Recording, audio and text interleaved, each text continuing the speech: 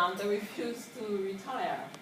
So the things that they used to do with their pupils, with their students, when they were teachers, they're doing similar things with vulnerable women and children. So it's like a solidarity with young people and older people as we retire.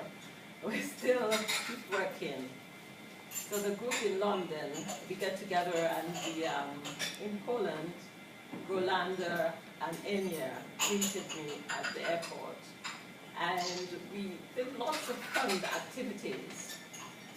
The group in Poland, they're very much can-do people, which I find, you know, when I got back here to London, I said, it's a learning experience, because we have to think of how we do things here, because I think we are not that kind of can-do people here. Some are, but in our group we found that people were not as cohesive as the group in Poland. They were a very strong unit, and they did lots of activities. We did lots of fun things like cooking, and they were quite recognized by the local authority and the local. They had about 3 different venues where they actually got together and meet each other. Everyone would sit around the table and apply for their funding, and they were very, very proactive.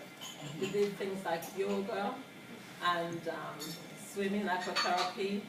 We went to the park and do flamenco dancing. It's very, very enlightening, and we go out in the evenings as well. And the group is highly promoted in Poland because they've had the 3 years of funding for being best practice in what they do. What I take away from that is that we need to sort of break down barriers, break down boundaries. I really do think all this idea of living in one community, we should think about global expansion, whereby people can learn from each other. Because I've learned so much from those people. When I was going, people said, well, you know, why are you going to Poland? They don't like the brown skin. But when Rolanda came here, she said, are you going to come to Poland? And I said, you know, I was very tentative about that. That's about 2 years ago. But I decided to go this year. And they just embrace you. They're so open-hearted, open and warm. And they're not as materialistic. Because at Barbara, we buy from second-hand shop.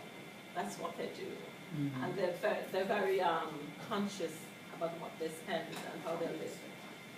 And very humble people. Excellent hosts. So I'll invite anyone to travel, go to Europe, and find out for yourself. Well done.